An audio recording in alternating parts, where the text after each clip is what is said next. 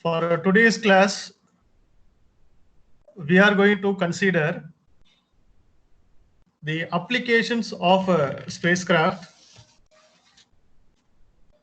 Before going to the application part,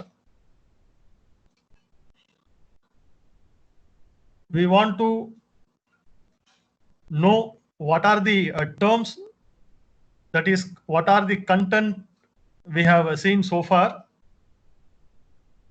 We have studied the history of the space science, milestones, introduction, types of the satellites, types of orbits,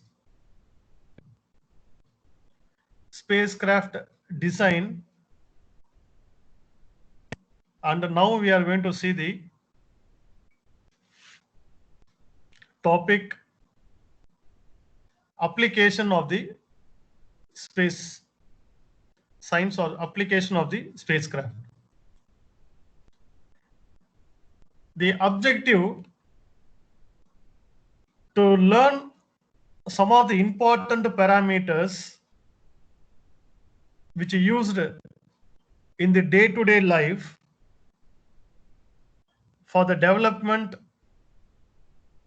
and for the implementation in the field of science and technology. So how this space mission is going to be useful, and what are the applications we are studying in a day-by-day life. So from their applications, what is its uses and its advantages, so that we are going to be see in this class. So let's start with a mind map. Application from the spacecraft. Here, from this mind map, we can see there are 7 applications which we are using. First one is communications. Second application is Earth observation. The third application is meteorology. The fourth application is a navigation. The fifth application is a space colonization. The sixth application is the planetary exploration, and the last application is a transportation of humans and cargo. So there are many applications in the field of space science with the help of the spacecraft missions. So here we have listed a few things. So these are the basic parameters. These are the basic parameters through which we are getting more information from the space in a day-to-day life. Communication, Earth observation, meteorology, navigation, space colonization, planetary exploration, transportation of humans and cargo. Let's see one by one. The first application in a spacecraft mission is the communication. What is this communication? What is meant by communication? Communication is the process of sending the information from one point to the another. Communication is the process of sending the information from one point to the another. As we all already learn and already known about the word uplink and downlink.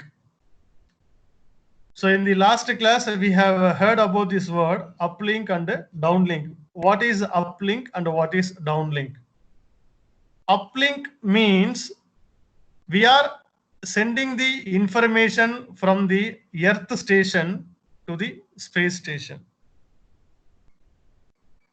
Downlink means we are receiving the information from the satellite station to the Earth station. So the process of the communication is to gain the information from one point to the another. Just to gain the information from the one end to the another end, we are using this communication process, communication satellites, communication mode. So what are the communications we are going to communicate? What are the communications we are going to receive? So the communication in the sense we are receiving the radio signals. So this radio signal is for the military purpose. This signal is for the navigation purpose. The signal is for the mobile communication purpose. So we are going to receive the information. We are going to receive the data in the form of a frequency. In the form of a frequency. That's why we are saying that we are going to receive the data in the form of a radio signal. In the form of a radio signal. So the purpose of the communication is to send the information or to receive the information. Okay. Let's see one by one its characteristics.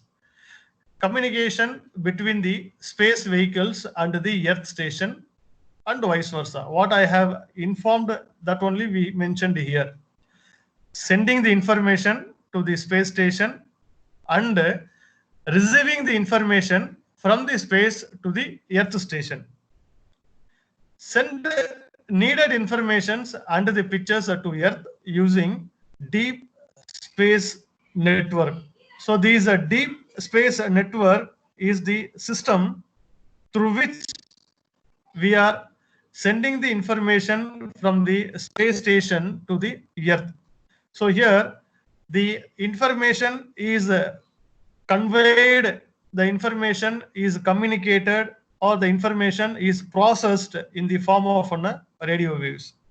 In the form of radio waves. So here in the deep space network station, we are having a big radio antenna. That a big radio antenna is in the form of a hemisphere. Is in the form of a hemisphere. Here, the next parameter is we are communicating the information in the form of bands. So there are just many bandwidth, but here we have mentioned 3 bandwidth.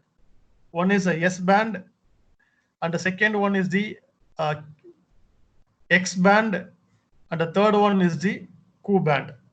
So the S band is the information. X band is also an information.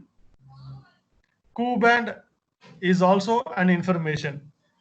So the communication, the information is transmitted from the one place to the another through the S mode, through the X mode, and through the Q mode. For example, if you are going to consider this X mode, here we have mentioned 2 link. One is uplink and one other is the downlink. This uplink, here we have mentioned the frequency, that is from 2110 to 2120 megahertz. So for the downlink, 2290 to 2300. So it shows that we are sending the frequency from the Earth station to the space station, such as 2110 to 2120 megahertz of the frequency to pass the information from the ground station to the space station. From the space station, the receiving information is also in the form of a radio wave, is also in the form of a wave. So that is in the range of 2290 to 2300 megahertz. Similarly, for the X band, the uplink frequency range is from 7145 to 7190 megahertz. Similarly, downlink range is from 8400 to 8450 megahertz. And for Ku band, the uplink is in the range of 34,200 to the 34,700 megahertz. The downlink 31,800 to the 32,300 megahertz. So these are all the information which used in the process of the communications. So the communication is the important process. The whatever the satellites, whatever the nature of the satellites, it's launched in the space. The main objective is to receive the information, is to capture the pictures, is to collect the data from the space to the earth. For the collection of the data from the space to the earth, so we have to consider the frequency. That frequency is mentioned as a basic parameter. So from this figure, we can able to see the various informations under the various frequencies is applied to receive the signal. See, maritime navigation signals, the frequency range, it should be in the order of 3 kilohertz to the 30 kilohertz. For the navigation aids, it should be in the range of 30 kilohertz to 300 kilohertz. Amplitude modulation, maritime radio, it should be in the range of 300 kilohertz to 3 megahertz. Radio telephony, for this the frequency should be in the range of 3 megahertz to the 30 megahertz.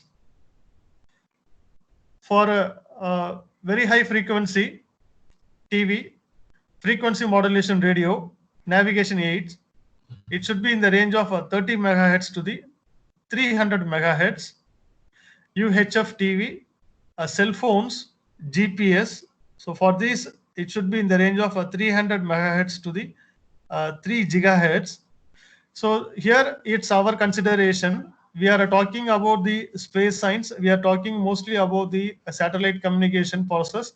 So here for the satellite microwave telecommunications or the radio astronomy for radar landing systems, we are using the frequency. It should be in the range of 3 gigahertz to the 300 gigahertz. The frequency should be in the range of 3 gigahertz to the 300 gigahertz.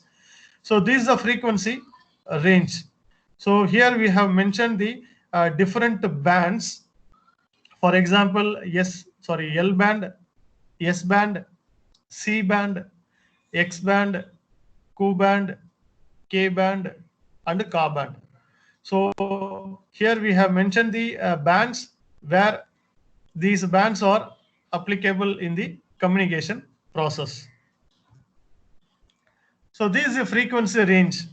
This is the frequency range. It starts from 30 hertz. It ends more than 300 gigahertz. So the purpose of these bands with respect to the frequency is mentioned here.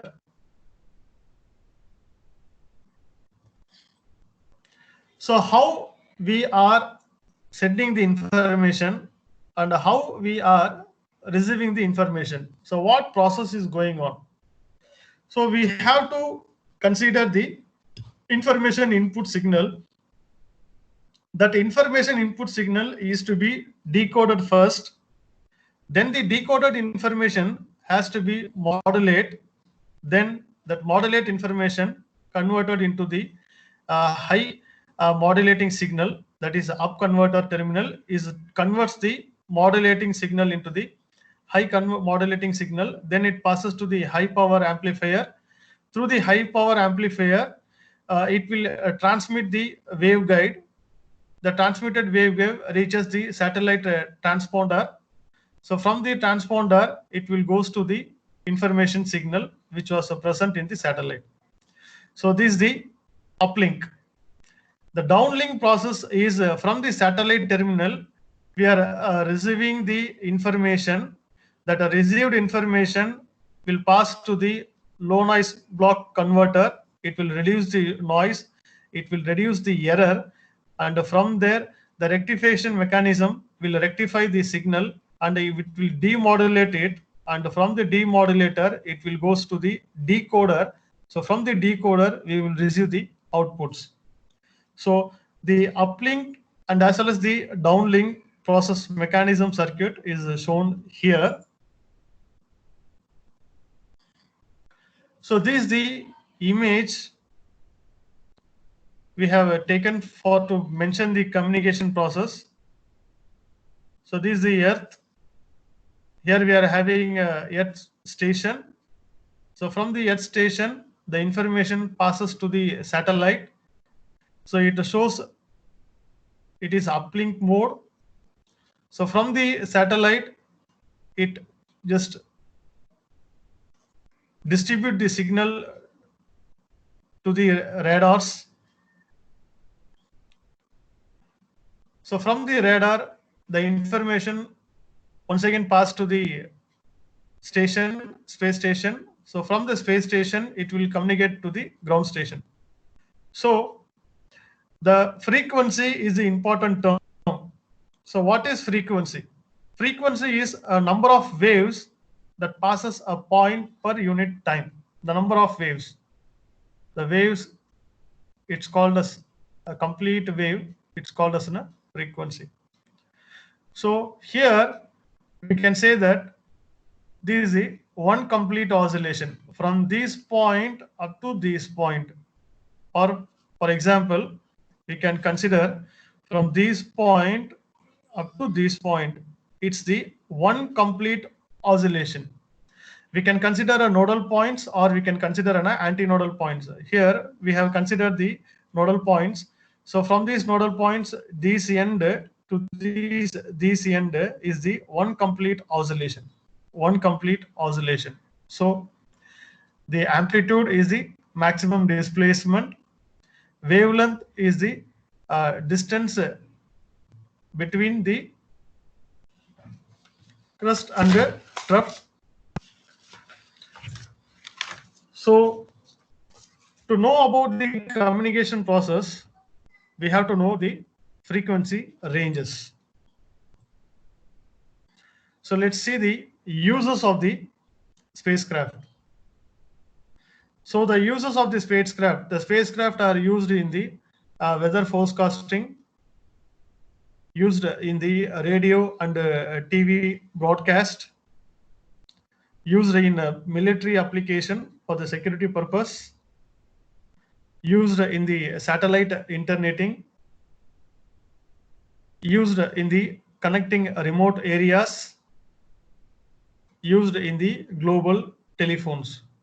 So these are all the few examples which we have shown here, but the uses of the satellite and its communication is huge.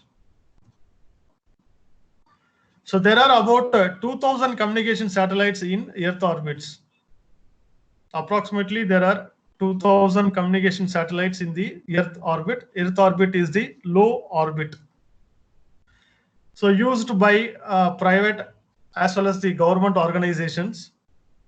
So we can just example say what all the satellites we are using, namely communication satellite, remote sensing satellite, navigation satellite, low Earth orbital satellite, middle Earth orbital satellite, high Earth orbital satellite, GPS satellite, geostationary Earth orbital satellites, ground satellites,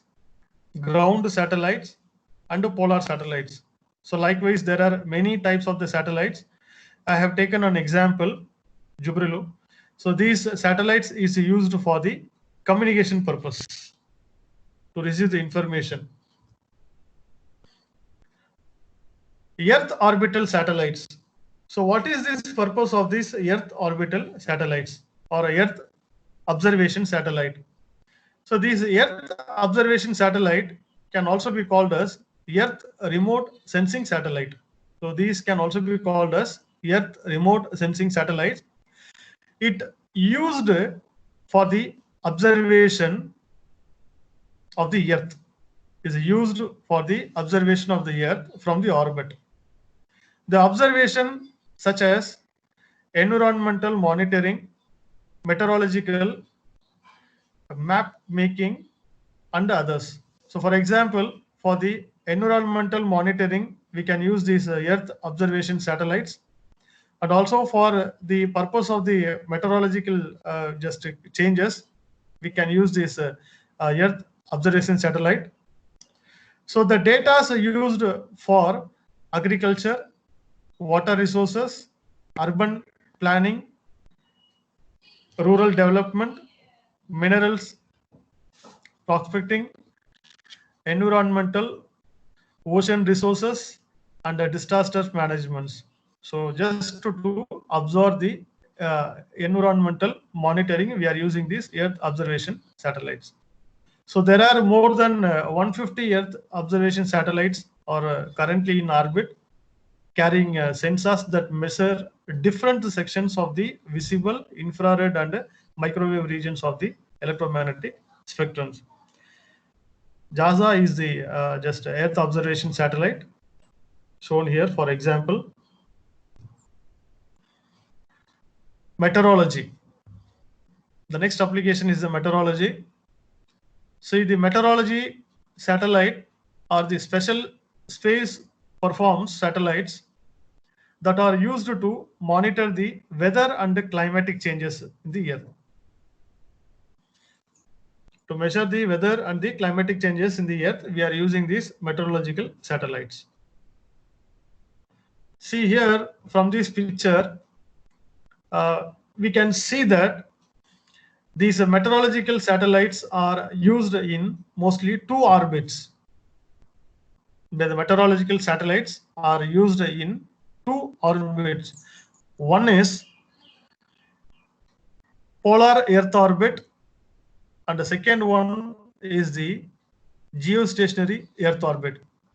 So the meteorological satellites are mostly used in these two orbits. One is a PEO orbit, and another one is the GEO orbit. The next application is the space collination. The space collination, it's also be called as space settlement. Space settlement. So what is this mean by space settlement or a space collination? So it is used to study the permanent human habitations. It is used to study the permanent human habitation in the space and exploitation of natural resources of the planet Earth. So to study about the human habitation and search to live in the space station or in the space, we are using these space collination satellites. So the space collisions can supply clean energy necessity for human survival in the 21st century. Hope so. The next application is the planetary exploration. The planetary exploration is nothing but future. So how we are going to consider and how we are going to utilize the usage of the space. As we all know that the many research are under process on the development of the space station, relocation from the Earth to the space, the humans movement to be increased more in the space. So such type of research process is going on. So that was monitored by the planetary exploration satellites. So here in the planetary exploration, our just ultimate goal is to automate and robotic exploration of the solar systems, telescopic exploration of the deep space, development of innovative spacecraft, minings of other planets, space tourism, crewed space flights, and settlements on planets. So these are all the future just development we have just planned to propose, and the research also implemented in the development of the space science for to start the space tourism for the search of the celestial bodies in the universe, first to make the automated exploration of the solar systems, and behind development of the innovative spacecraft. So these are all the just a proposed work under the work going on the futuristics development in the space science. So these be the last content. So with this, we are going to end our first unit. So let's see a small video regarding the just satellites and how it works.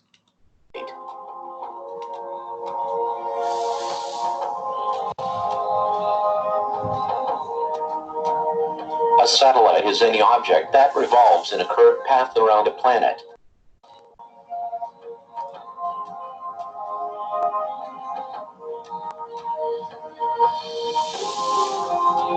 There are two major types of categorization when it comes down to satellites.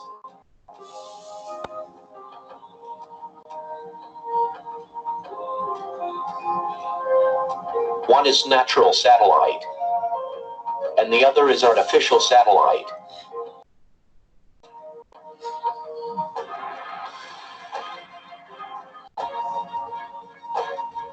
A natural satellite is any celestial body in space that orbits around a larger body. Satellites that are made by people and launched into orbit using rockets are called artificial satellites. Launching an artificial satellite. The launching a satellite into orbit involves two-steps process. First, the satellite has to be taken to the desired altitude. Then, it has to be pushed off at the right velocity to begin and maintain its orbit. To launch a satellite in an orbit around the Earth, launch vehicle, such as a rocket or a space shuttle, is used. A launch vehicle travels straight up only for the first few seconds of its flight. A satellite launch vehicle is a multi-stage rocket. It also contains several smaller booster rockets. The boosters give the rocket its initial thrust during launch and carry the vehicle through the early part of the flight. As the fuel in the boosters is used up, the rocket falls away and the other boosters take over. Each time a booster is dropped, the vehicle gets lighter, so it can travel faster.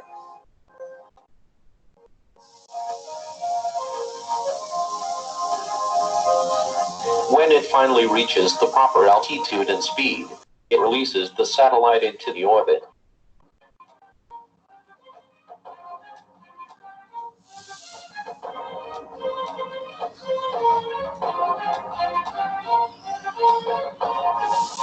How a satellite works.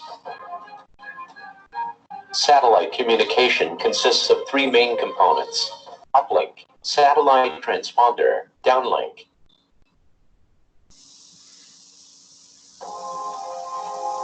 An uplink earth station or other ground equipment transmits the desired signal to the satellite.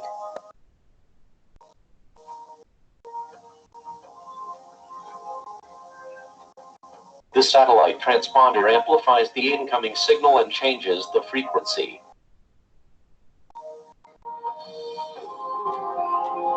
This satellite transponder transmits the signal back to downlink Earth station, and the ground equipment receives the signal.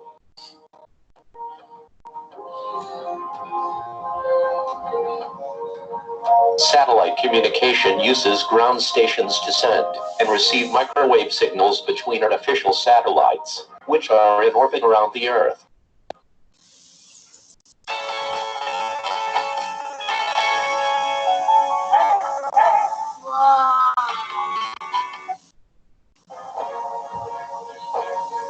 Types of satellite orbits. By inclination, there are three kinds of satellite orbits: equatorial orbit, inclined orbit, and polar orbit.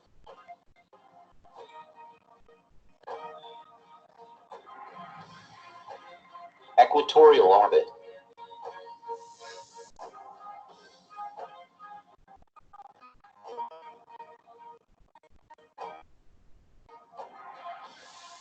An equatorial orbit is when the satellite rotates in an orbit directly above the equator, usually in a circular path. It has an inclination of 0 degrees.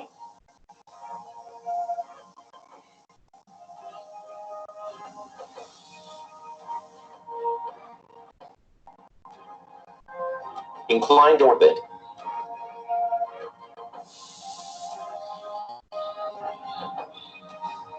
Inclined orbits are virtually all orbits except those that travel directly above the equator or directly above the north and south poles.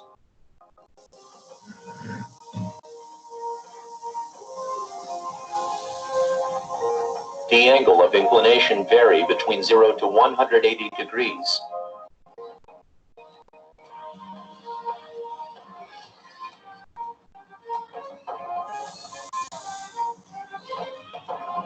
Polar orbit. A polar orbit is when the satellite rotates in a path that takes it over the north and south poles in an orbital pattern that is perpendicular to the equatorial plane. Polar orbiting satellites follow a low-altitude path close to Earth's surface, passing over and very close to both the north and south poles. The angle of inclination of a satellite in a polar orbit is nearly 90 degrees.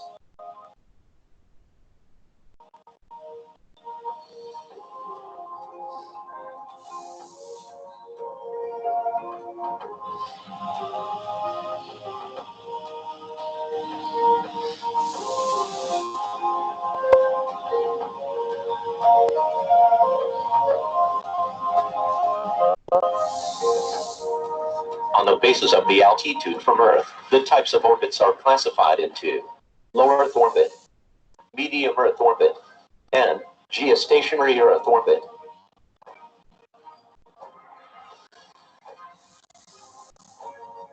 Low Earth orbit.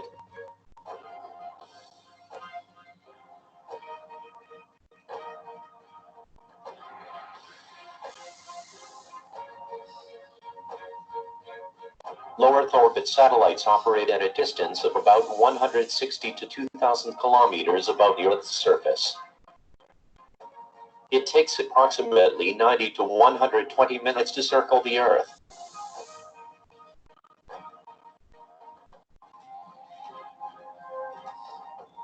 Medium Earth orbit.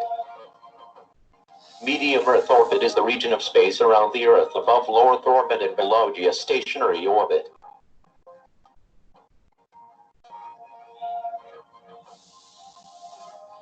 The orbital periods of medium Earth orbit satellites range from about 2 to 6 hours.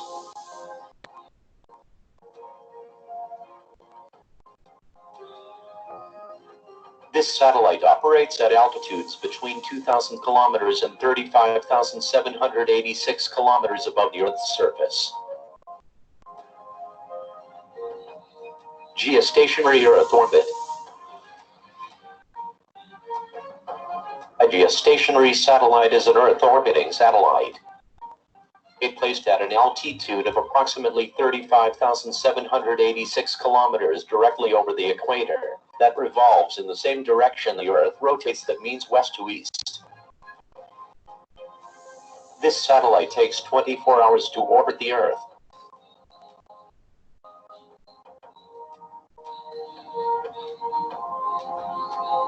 Orbits are also classified into two types on the basis of the shape: circular orbit and elliptical orbit.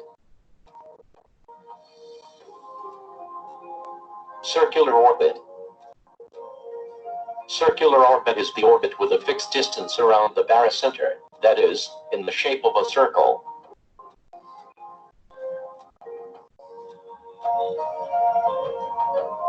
This orbit has an eccentricity of 0.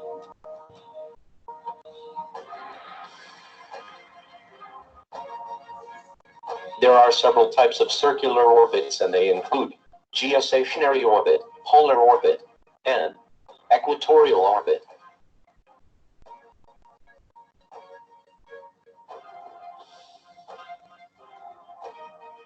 Elliptical orbit. An elliptical orbit is the revolving of one object around another in an oval-shaped path called an ellipse. The eccentricity of an elliptical orbit is greater than 0 but less than 1. Sometimes these satellites are closer, and at other times they are farther away from Earth. The closest point a satellite comes to Earth is called its perigee. The farthest point is the apogee. The most common example of elliptical orbit is highly elliptical orbit.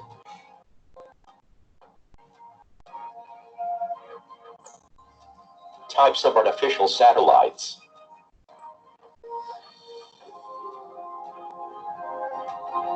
Navigation satellite. A satellite navigation system used to determine the ground position of an object. It determines the geographic location of ships, aircrafts, or any other object. It is also vital to military forces. It is often used for gathering intelligence used for military purposes or as a military weapon. The major satellite navigation systems.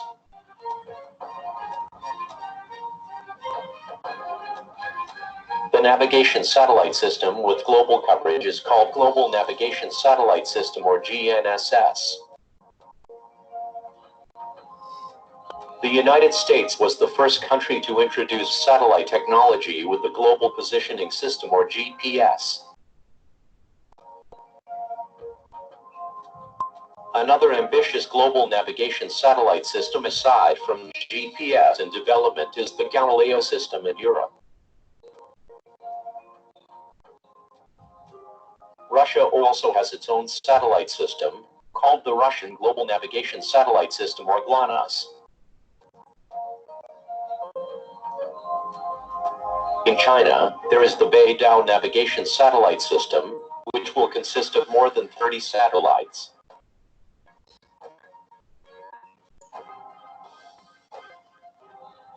There is the Indian Regional Navigation Satellite System, or IRNSS, in India. Lastly, the Quasi-Zenith Satellite System, or QZSS, is Japan's satellite system, which is similar to a GPS satellites with some slight variations. Weather satellite. Weather satellites are primarily used to monitor the weather and climate of the Earth, to predict daily weather conditions, such as temperature and rainfall, to monitor how weather conditions, like storms, hurricanes, cyclone, tropical storms, develop and change over time. Communication satellite.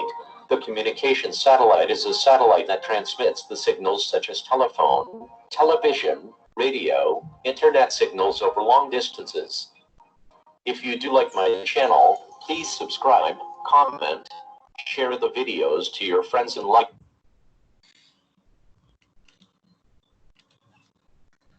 I hope that you will learn something more.